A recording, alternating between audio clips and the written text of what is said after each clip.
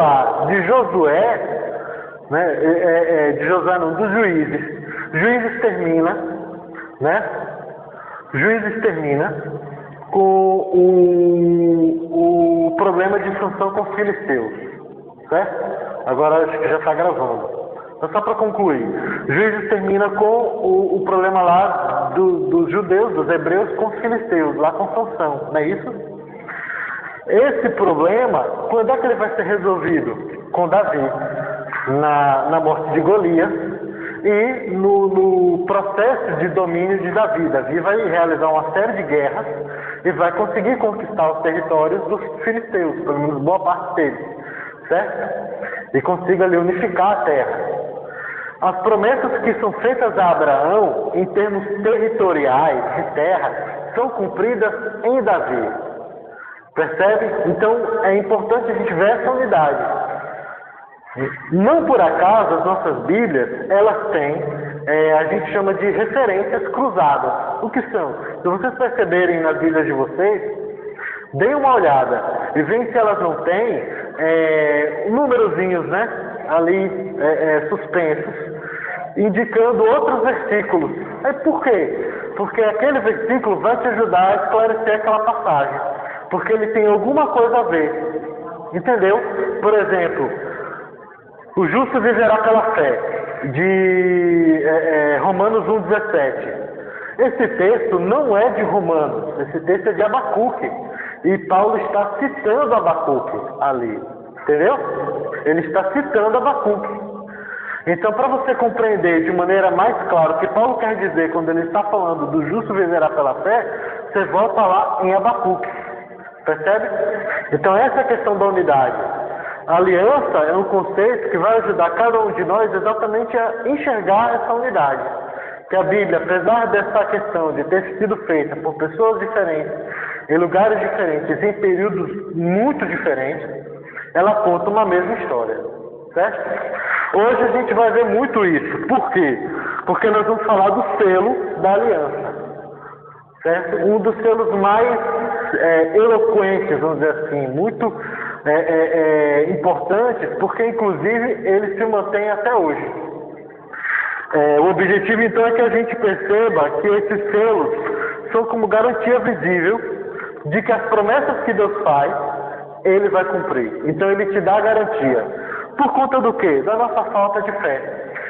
Quando Abraão recebe a ordem da circuncisão, que é o selo do qual nós vamos tratar hoje, Abraão, ele não tinha crido, digamos que de maneira perfeita. Explico. A fé dele dá uma fraquejada. Por quê? Porque um capítulo anterior, em Gênesis 16, é quando Abraão, né, acata a ideia de Sara de que ele deitasse com Agar, a serva egípcia de Sara, e com ela suscitasse um filho, já que Sara é estéril e idosa. Então, olha, Abraão, a gente precisa dar um jeito, ajudar o Senhor, né? Vamos ajudar Deus a Ele cumprir a palavra dEle, né? Não vamos deixar, digamos, Ele fazer feio, né? Então vamos ajudá-lo. Vamos aí, você deita com H, eu aguento isso, né? E aí será melhor, um típico amor, digamos, sacrificial, né? Mas completamente errado, porque era fruto de falta de fé, né? Além de ser um adultério, claro, era um adultério, além de tudo, né? Mas ele não confia, digamos, 100% ainda no Senhor, né? Então ele tenta do jeito dele. É curioso que Deus, então, a resposta que ele dá a Abraão não é necessariamente uma repreensão. Embora o nascimento de Ismael vai acarretar em problemas na casa de Abraão, né? Por quê? Porque Sara vai ficar com ciúme de Agar. Agar, por conta de estar grávida do senhor, né, da casa, do chefe da casa, do seu patrão, ela vai se sentir também com muitos, né, com uma proeminência, né, digamos assim, diante de Sara, tipo, eu tenho um filho dele que você não tem, né? Agar teve uma coisa de Sara por um momento que Sara não tinha, um filho de Abraão no ventre, né? Então isso criou muitos problemas, a ponto de Abraão ter que despedir Agar e Ismael da presença dele. Embora ainda assim Ismael, por ser filho de Abraão, Deus não deixou de abençoá-lo. E suscitou de Ismael uma grande nação. Né? Quem são os ismaelitas? Os árabes. Né? Os povos árabes se chamam assim mesmo. Né? Para os árabes, o filho da promessa é Ismael. Né? No entendimento muçulmano, né? É Ismael e não Isaac.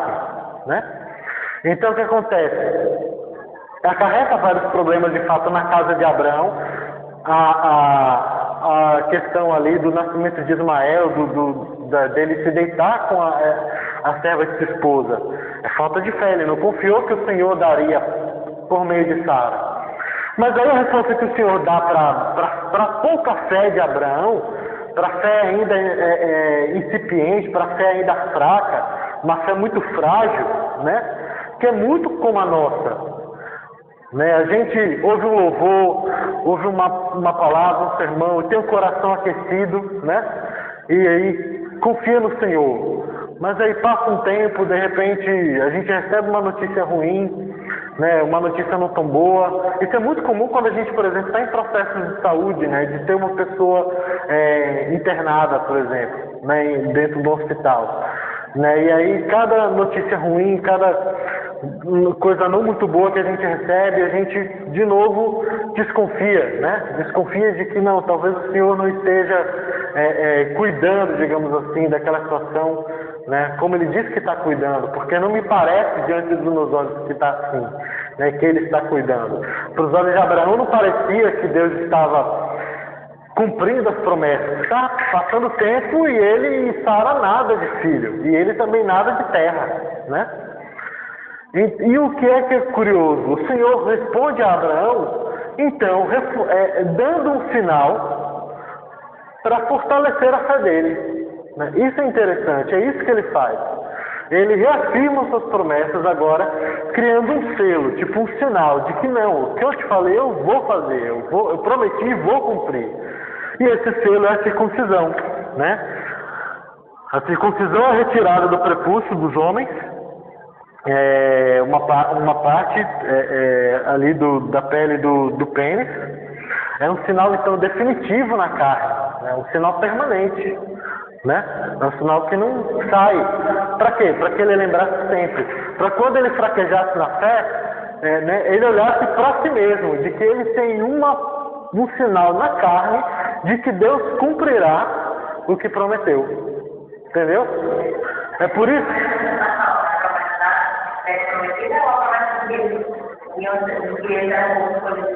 Não, aqui nesse caso Abraão, a promessa da terra e a promessa do filho, né? Nesse caso de Abraão. Então, aqui para Abraão, ela era o selo da garantia para Abraão, né? De que Deus iria dar o filho que ele tinha prometido e a terra, certo? Ia suscitar uma descendência e essa descendência teria aquela terra. Ele permanece, a circuncisão permanece, depois a gente vai tratar disso. Porque, digamos que o selo poderia ter parado lá em Abraão. Mas o que é curioso, né? A gente vai ver que o selo não apenas Abraão recebeu, mas todos os homens ali da tribo dele, com quem ele estava.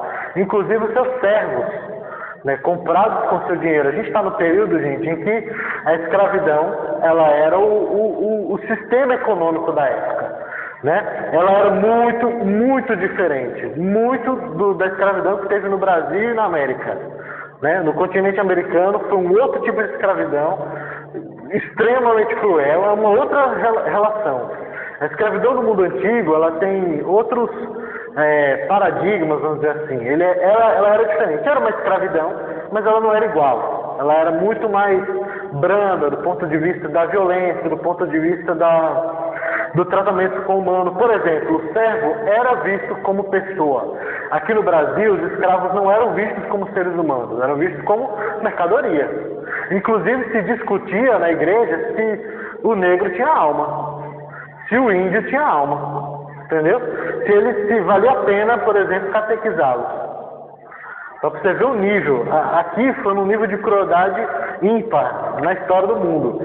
Nesse período, os servos, do período de Abraão, os servos inclusive poderiam ser herdeiros do seu chefe, do seu dono, que era o caso de Eliezer, caso Isaac não tivesse nascido. Quem iria herdar as coisas de Abraão? Um servo, um escravo de Abraão, que iria ser senhor de tudo que Abraão tinha, e Abraão não tinha pouca coisa. Então é diferente, tá? Quando a gente falar de escravo e de servo nesse período bíblico, mesmo no período do Novo Testamento, é muito diferente do que é hoje. Do que foi, melhor, né? Graças a Deus hoje não, pelo menos não em todo o Brasil, mas do que foi no passado no Brasil colônia. Então, Abraão deveria aplicar em todos os seus descendentes, né? Essa é a ordem. Então, essa ordem que é dada a Abraão, Deus já antecipa, olha, não é só você que vai receber, mas você, todos os seus descendentes, inclusive Ismael recebeu, certo? E todos aqueles que estão na sua casa, todos os homens que moram com você e que trabalham para você. Olha que curioso, guarda isso, porque essas coisinhas, elas nos dão a dimensão de como que o Evangelho, né, ele se manifesta de maneira universal, desde o início. As promessas de Deus nunca foram mesquinhas, né, para um povo. Por isso que a promessa a Abraão é que, por meio de você, serão benditas todas as famílias da terra. Né? Porque Deus terá gente salva de todas as famílias da terra, Deus terá filhos, certo? Filhos de Abraão pela fé, correto? Então, não é apenas para Abraão e a sua descendênciazinha, mas para um monte de gente. Tipo, ali mesmo, naquele momento, já pessoas que não tinham nada a ver sanguineamente com Abraão já estavam sendo abençoadas, sendo incluídas dentro dessa aliança. Ela era uma responsabilidade individual, ela indicava isso porque o selo era particular.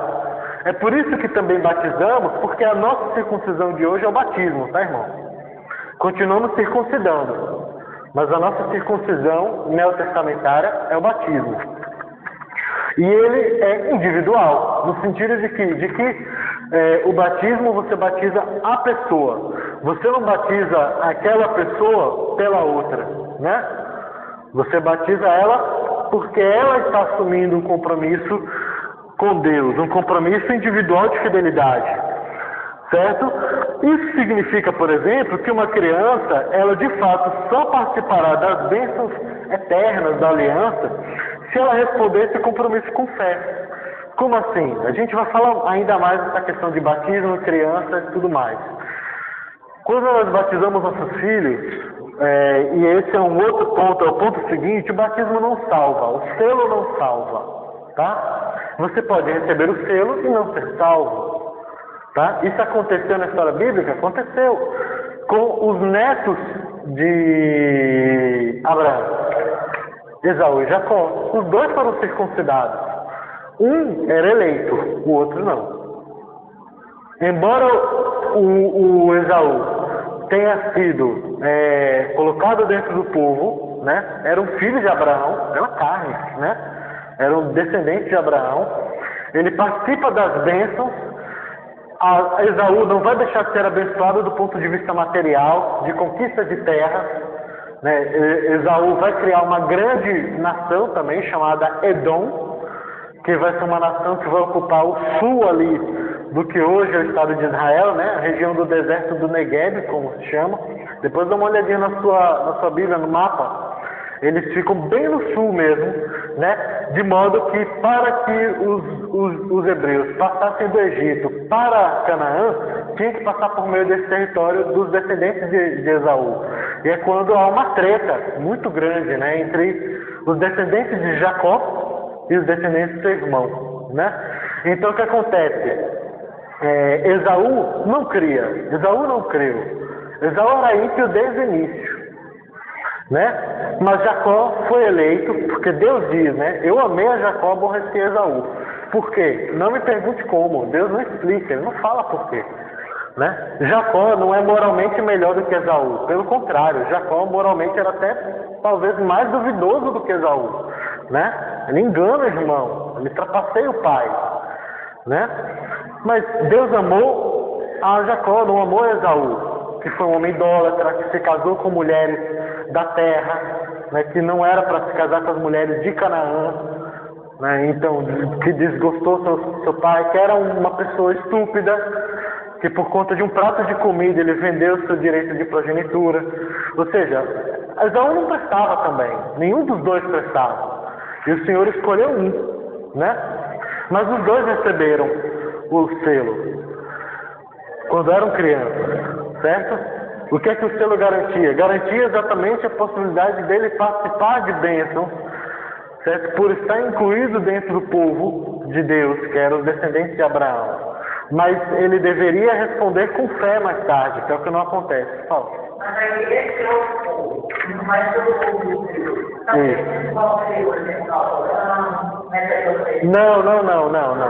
Não. Os árabes, os descendentes de Ismael, né? Eles aparecem na Bíblia bem pouco, assim, bem pouco mesmo. Citando. Então, o povo de Edom, né, que era o povo descendente de Esaú, era um povo ímpio, né? Mas há vários ali, tudo cercado de povo ímpio, certo?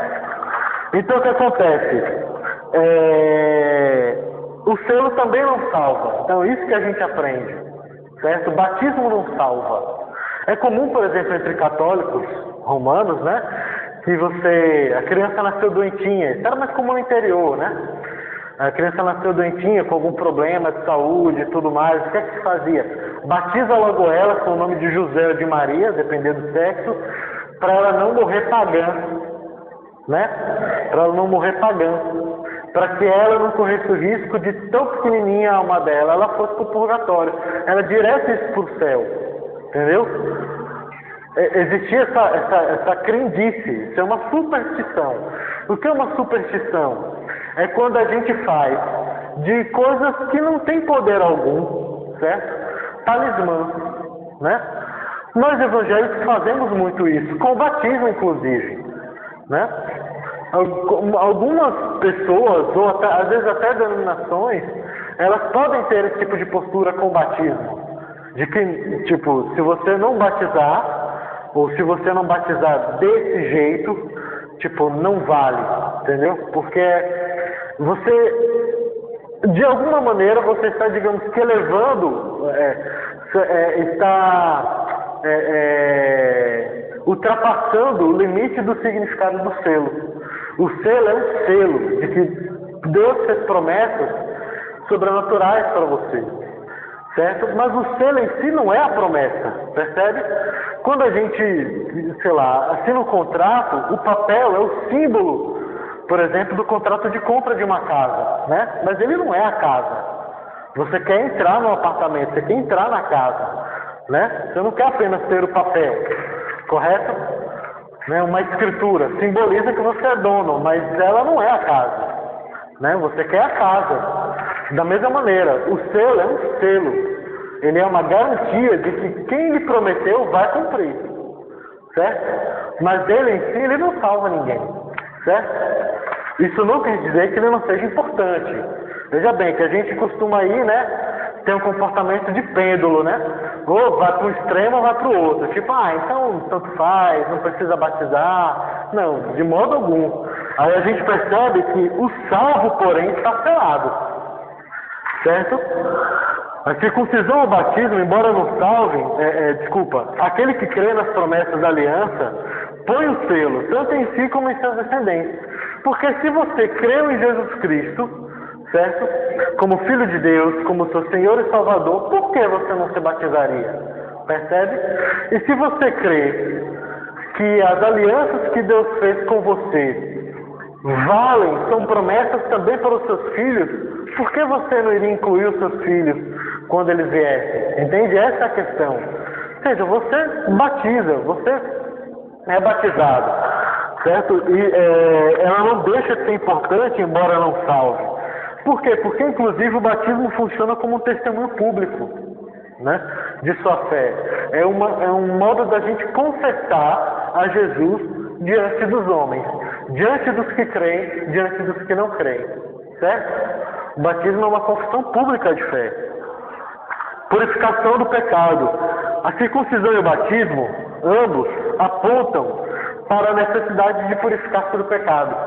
O ato simbólico de cortar um pedacinho da pele, né, do pênis dos meninos e dos homens, porque Abraão, inclusive, foi circuncidado velho, né, idoso, era uma maneira simbólica de dizer, você precisa tirar a impureza. É claro que o prepúcio em si não é impuro, a gente nasce com o prepúcio, certo? Mas a questão é do simbólico, tipo, o que é que aquilo quer dizer, dentre outras coisas.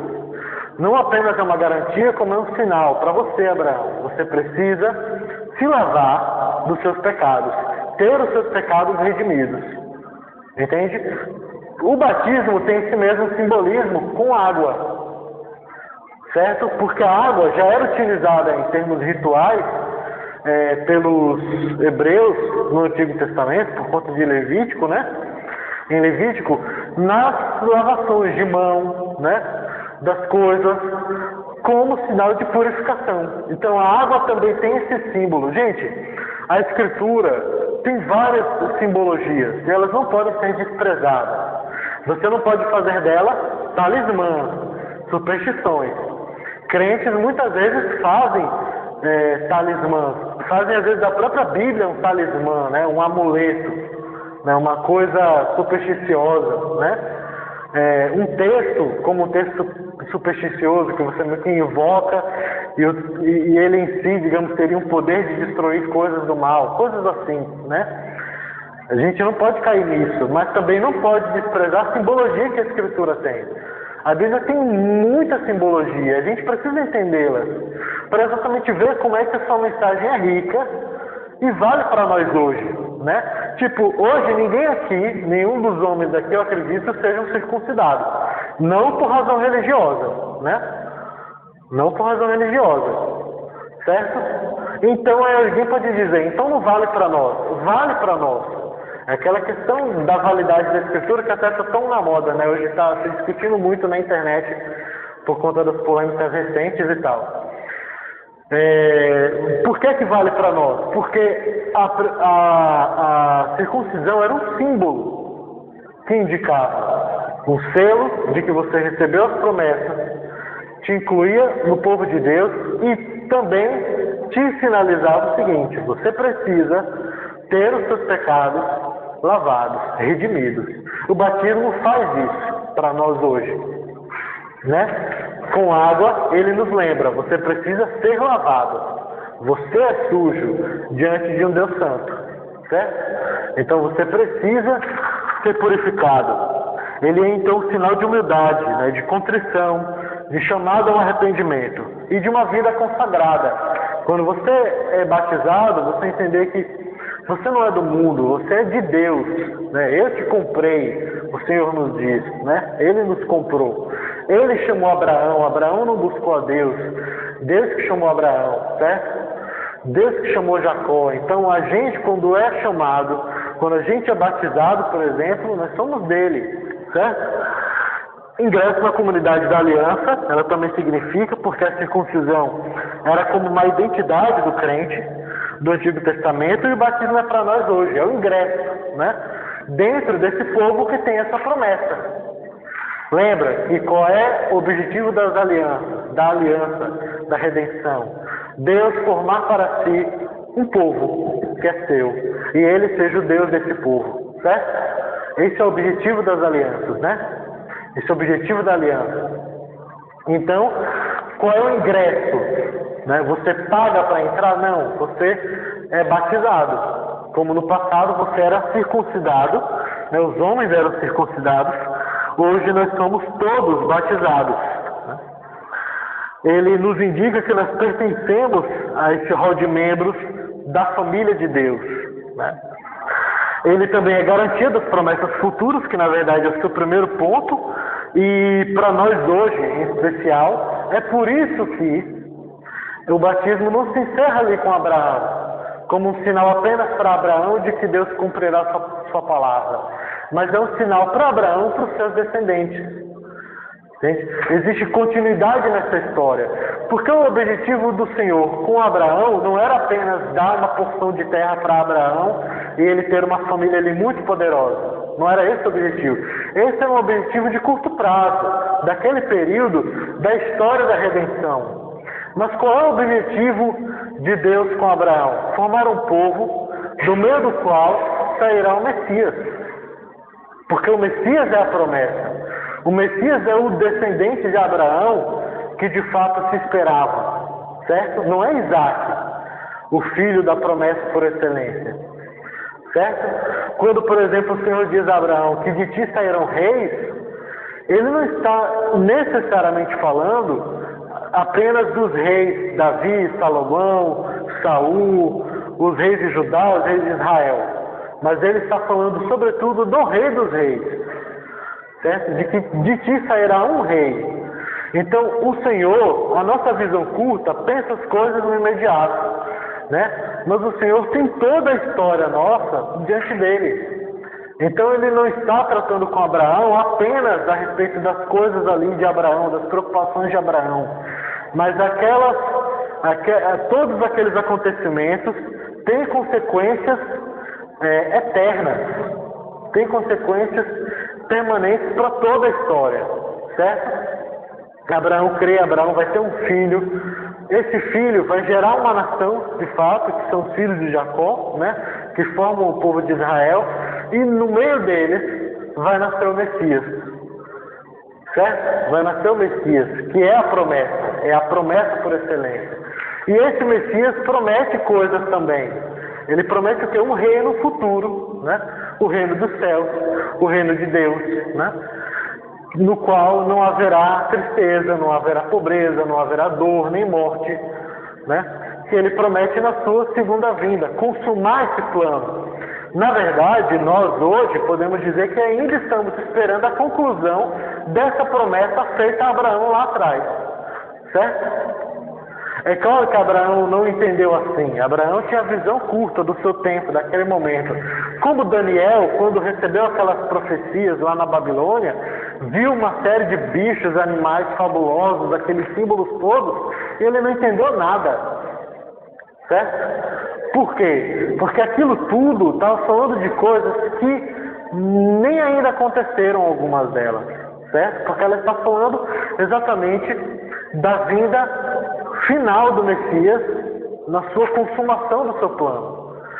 Certo? Então, muitas vezes o profeta, a pessoa com quem Deus está falando, ele não tem essa visão, né, total dos acontecimentos.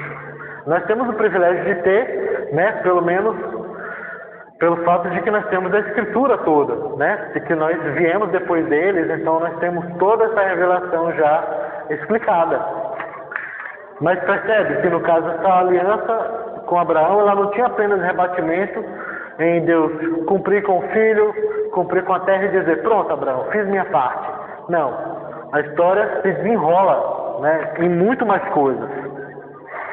Um selo então para todos os povos, porque a circuncisão nunca foi uma marcação racial, uma marcação étnica, né, de que você é do povo de Israel, é circuncidado. E tipo, de maneira até que muitas vezes os israelitas se achavam um pouco melhores do que os outros por conta disso. Embora fosse um povo, em termos humanos, insignificante. É curioso isso. O Senhor poderia ter formado um povo de um egípcio, que era um povo muito mais brilhante. Não é verdade? Os egípcios, gente, faziam cirurgia na cabeça, na Idade Antiga. Fabricavam cerveja em série. Certo? Construíram as pirâmides. Era um povo muito melhor do que um hebreu, né? Mas o Senhor não formou o seu povo original dos egípcios ou dos mesopotâmios, né? Dos babilônios, dos caldeus, né? Ele forma um povo que inclusive começa a sua história enquanto povo como escravo, né? Ou seja, um povo que do ponto de vista humano é bem insignificante.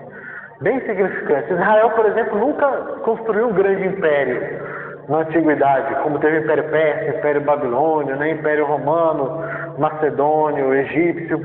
Nunca teve um império israelita, né?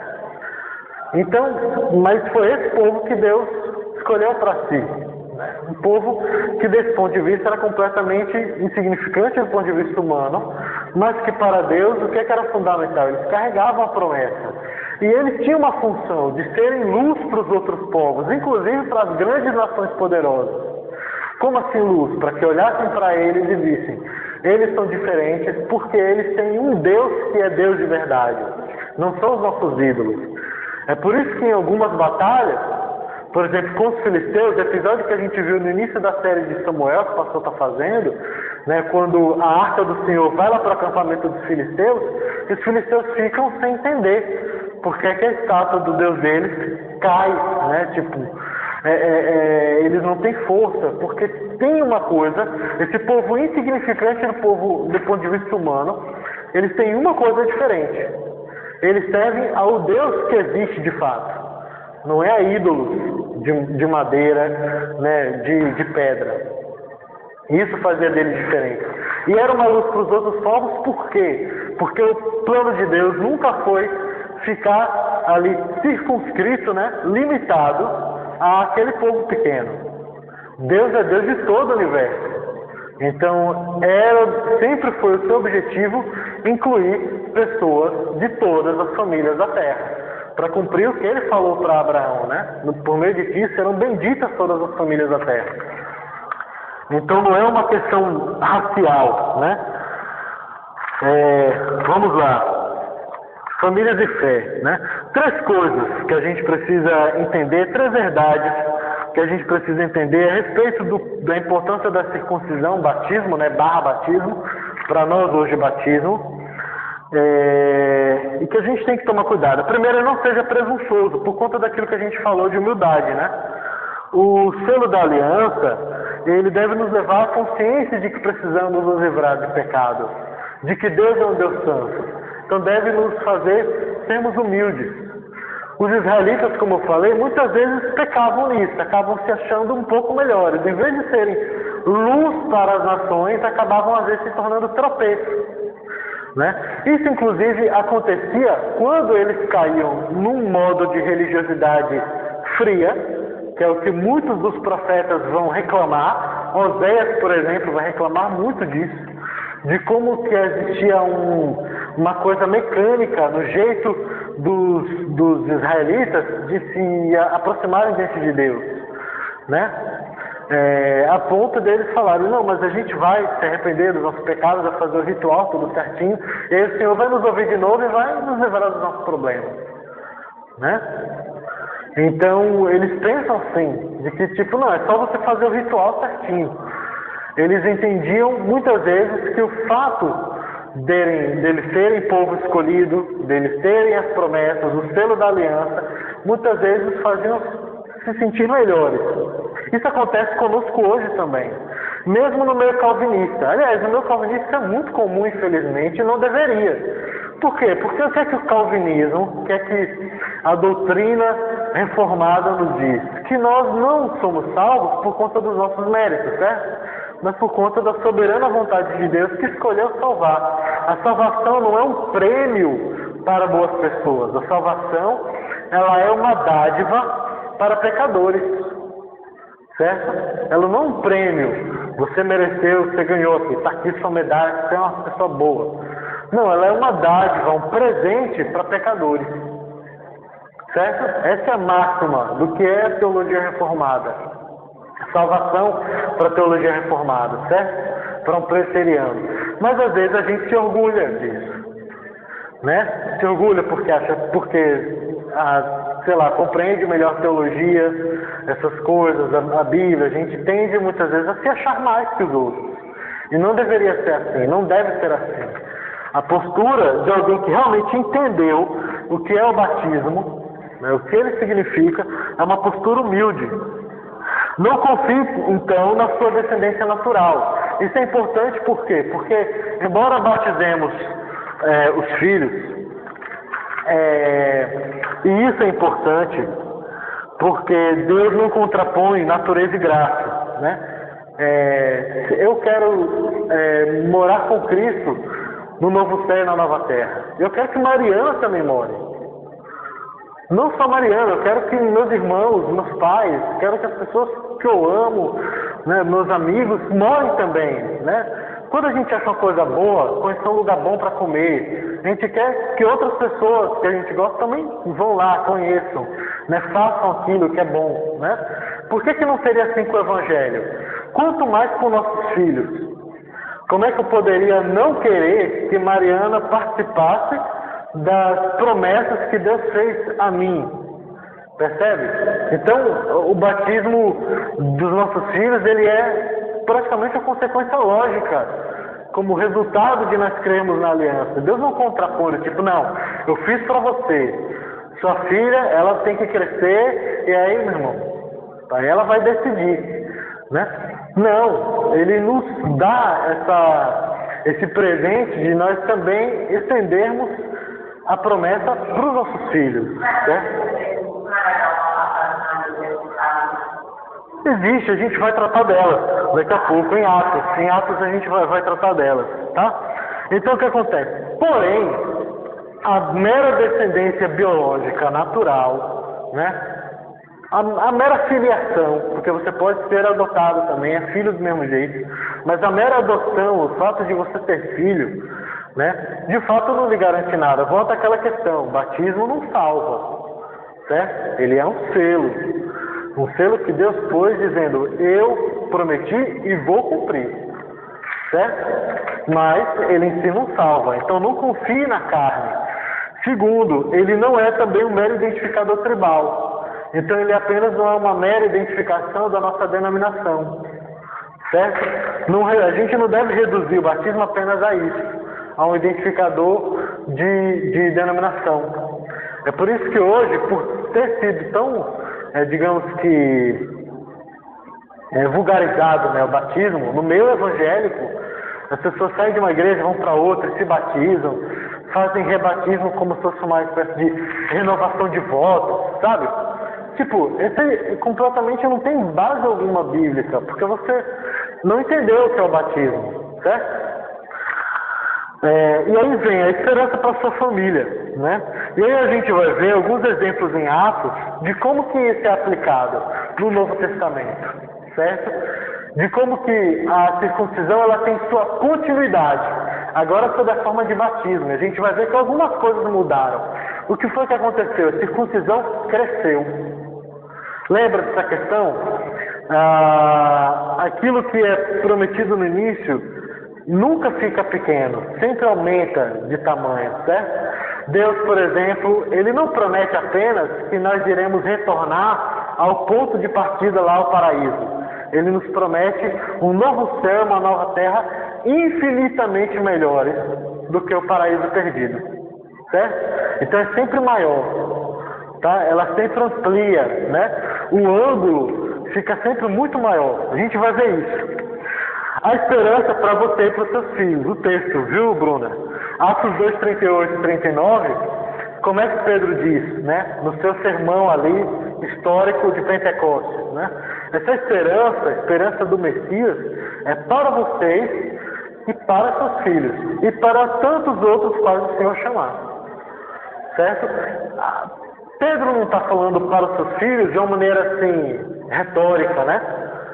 Ele está falando isso porque, primeiro, nessas festas, você ia a família inteira para Jerusalém, não ia sozinho, você ia com a família inteira. Exemplo, o Senhor Jesus com seu pai e sua mãe em Jerusalém, quando ele tinha 12 anos, né? E ele fica lá em Jerusalém, seus pais voltam, né, para Nazaré, e no meio do caminho eles retornam, porque a mãe percebe que o filho não está ali na caravana. É um exemplo clássico de como é que os judeus eles iam para essas festas, em família. Lembra que Deus ele se comprometeu a restaurar as famílias, né? Não é apenas restaurações individuais. Então, era muito claro na visão dele de que filhos continuariam sendo incluídos dentro do novo concerto, da nova aliança. Por que que depois de 2000 anos, certo? Entre Abraão e Jesus, 2000 anos, as crianças eram incluídas. Mas agora, nessa nova aliança, é até contra o próprio processo de revelação. Porque, como eu falei, ele sempre se amplia, ele não reduz. Entendeu? Ele sempre amplia, ele fica mais generoso. Tipo, se no início o povo de Deus era um povo étnico, né? Racial, você identificava pela língua, você identificava porque eram descendentes de Abraão pela carne, né? Agora, na Nova Aliança, a gente percebe que não, que é muito maior, certo? Que esse povo, ele se amplia, né? Ele é muito maior, ele não é apenas aqueles que eram israelitas, mas ele também inclui os gentios, né? Então a gente vai perceber que sempre amplia. Por que que então, nesse momento, crianças serão retiradas? Certo? É por isso que Pedro fala, essa promessa é para vocês e para os filhos de vocês. Certo? Para os filhos de vocês.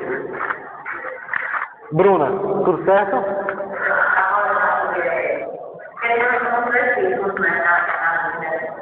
Ele fala sobre e todas as famílias foram batizadas. Isso. Mas, então, o que é para eu seria criança? Sim. Aí eu precisaria, na teoria de batizador, não tem nada de fato. Não. Então, não, exatamente porque como o selo era muito levado a sério, você não tinha um rebatismo depois quando ele cresce, certo? Nem sempre, gente. Isso é uma realidade na minha vida. Eu não sei se na vida de alguns de vocês. Mas meu batismo não coincidiu com o meu período de conversão. Certo? Meu batismo não coincidiu. Eu fui batizado numa igreja neopentecostal. No fim da adolescência, já na universidade. Eu estava entrando na universidade. Aí me afastei.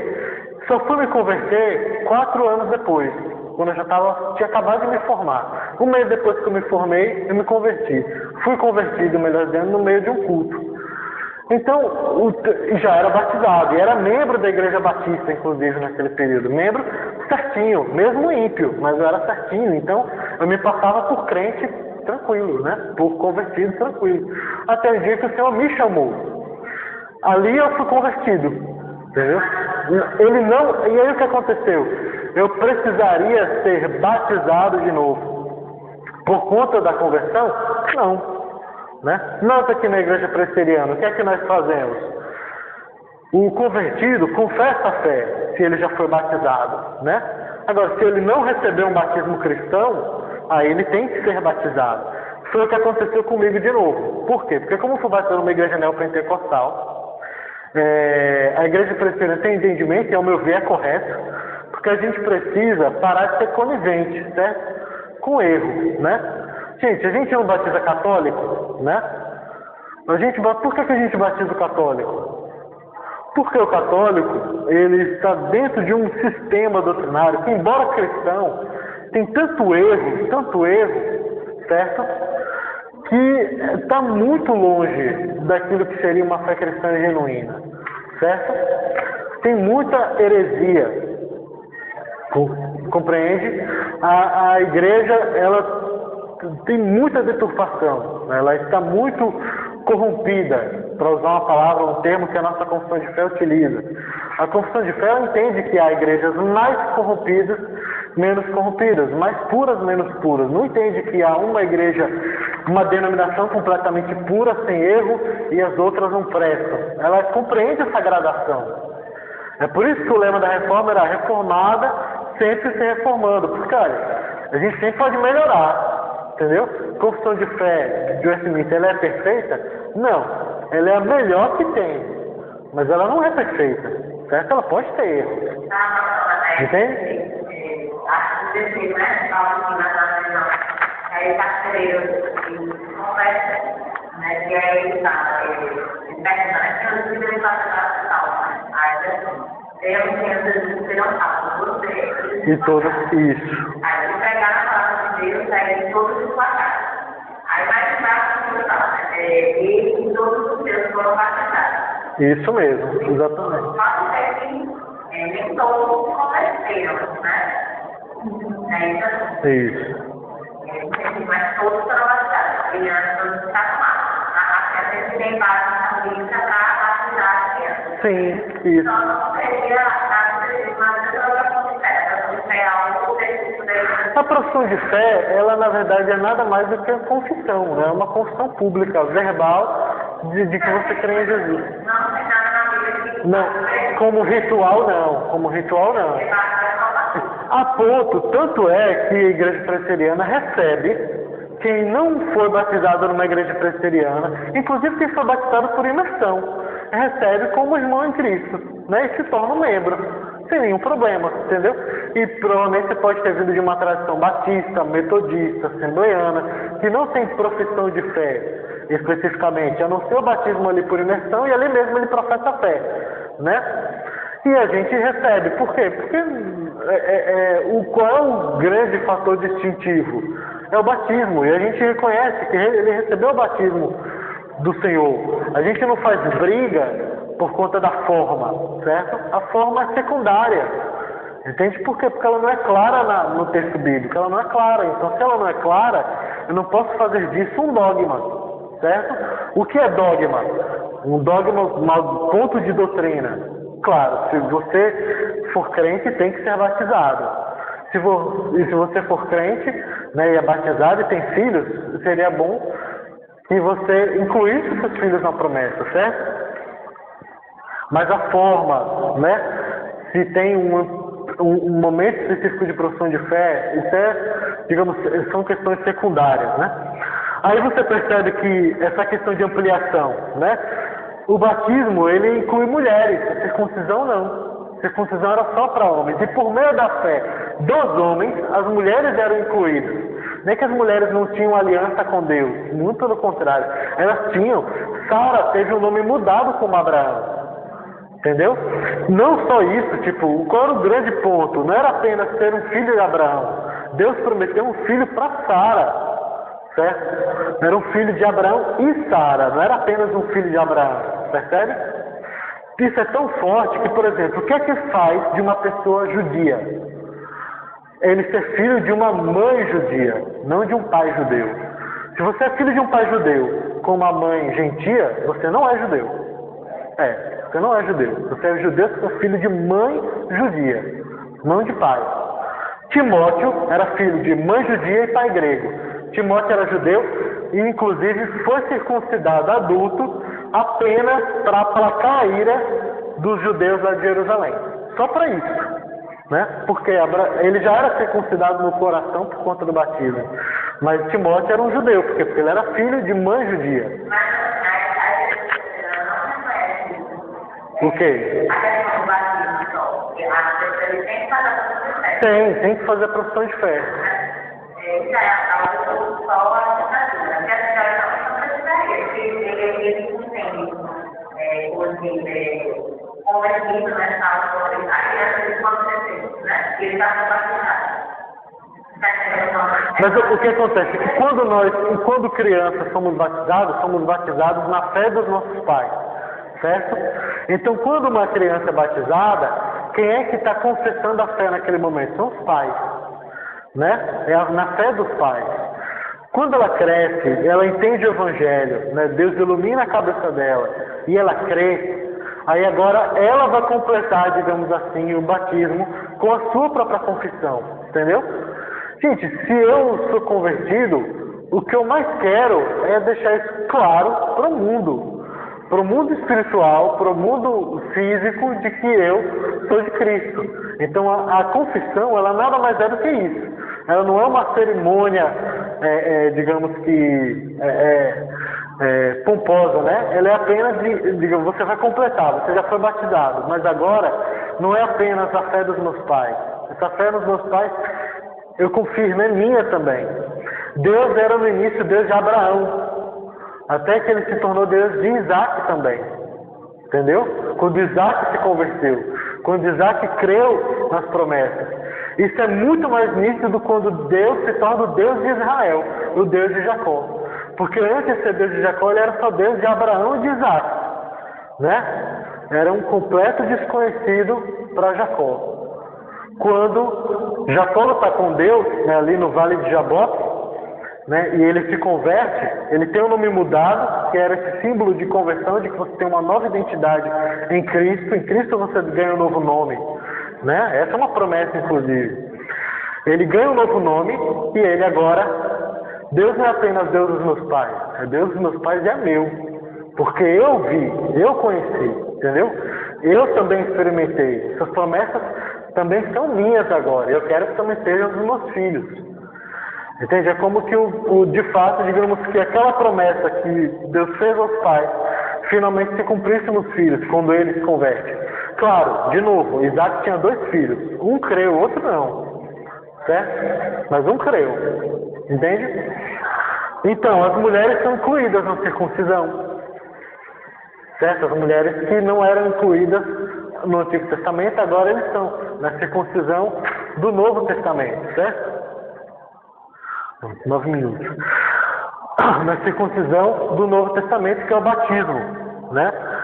Então ela, inclusive, isso antecipa a realidade futura de que no reino dos céus ninguém se casará ou será dado em casamento. Por quê? Porque antes a mulher entrava na aliança por meio do seu marido e do seu pai.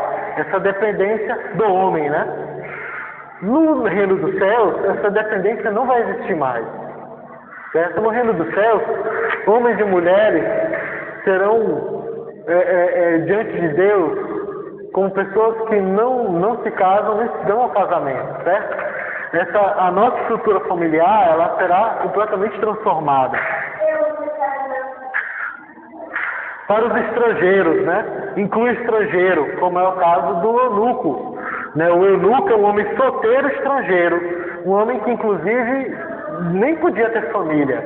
Tem esperança para ele, é uma esperança para ele o batismo? Também. Ele também pode ser incluído na família da fé. Para um inimigo do evangelho, né? Um perseguidor da igreja como Paulo, o batismo também era para ele, para um inimigo do evangelho, certo? Que era o caso de Paulo. Para um pagão piedoso, né? E toda a sua casa, como é o caso de Cornélio. O caso de Cornélio, gente, de Lídia, que é Atos 16, e do carcereiro, que também é Atos 16, e o caso de Crispo, chefe da sinagoga, são 4 casos muito claros de batismo de família. O que é o batismo de família? Por meio da fé do chefe da casa, toda a sua casa era batizada. Entendeu? Eu já falei isso aqui.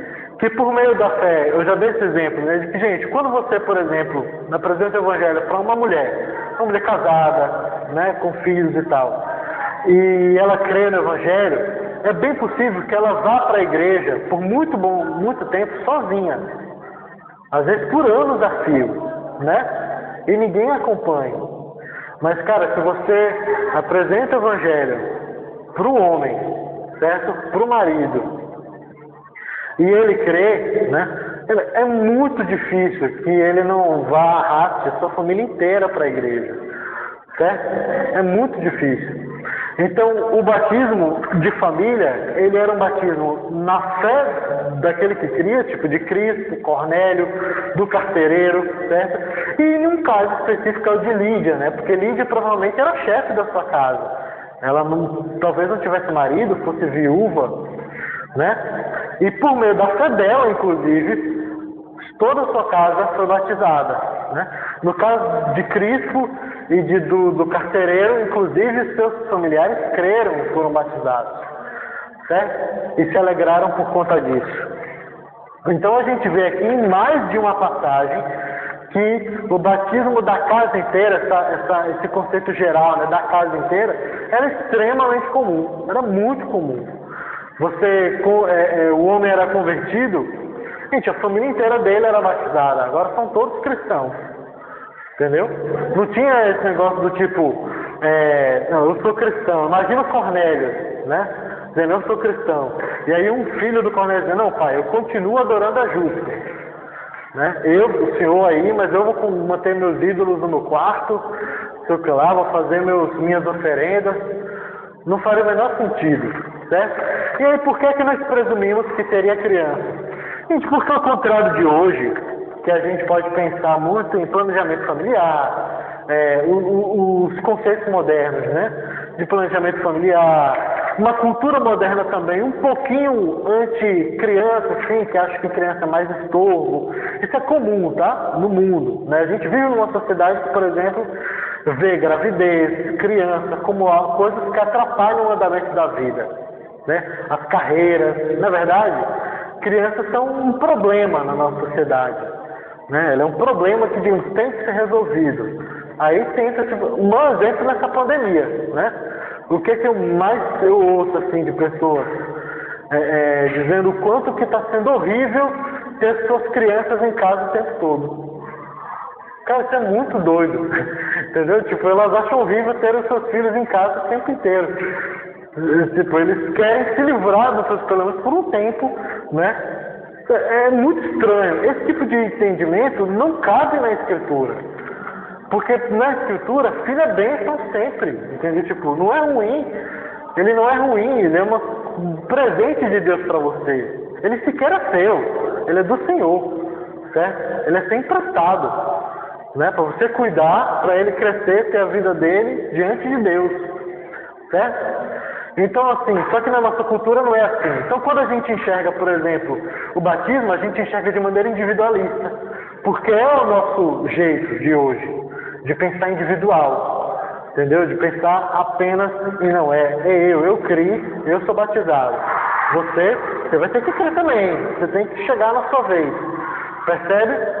Esse tipo de mentalidade nunca vai entender a dimensão das alianças. Nunca vai, e por não entender a dimensão das alianças, nunca vai entender a dimensão das promessas que Deus faz. Certo? Isso eu acho um completo absurdo, por quê? Porque, gente, as pessoas são nossos parentes, né, que moram conosco, pessoalmente, são as pessoas porque eu imagino que a gente mais deveria orar pela conversão. Entendeu? Quanto mais sendo reformados, que creem que a pessoa foi convertida por meio da ação de Deus. Melhor ainda, porque se eu orar para que alguém seja convertido, sendo que preciso do esforço dela, a oração não tem muito efeito, né? Porque eu preciso que ela coopere. Mas se eu sei que o Senhor faz, então é Ele que eu vou buscar, entendeu? É Ele que eu vou dizer, com as promessas na mão, dizendo, o Senhor prometeu, entendeu? As sinais que o Senhor nos deu, né? Não prometeu porque somos bons, prometeu porque o Senhor é bom, né? É como o pessoal vai falar de Lázaro, né? De Lázaro está doente, como é que eles dizem? Senhor, está enfermo aquele que o Senhor ama, certo? Qual é a razão de por que Deus vai curar Lázaro? Porque Ele ama Lázaro, né? Por que Ele vai te salvar? Porque Ele te ama, não é porque você é bom, né? Então isso no fundo para nós deve ser libertador. Por quê? Porque é isso que basta, né? Basta que o Senhor ame, e ponto final. Então a gente deveria, por conta disso, orar mais pelos nossos filhos, pelos nossos cônjuges, né? Pelos nossos parentes em geral, pela nossa família em geral, né? Entendendo isso, né? Esse tipo de mentalidade não vai compreender, né? Já estamos terminando. Não. Certo?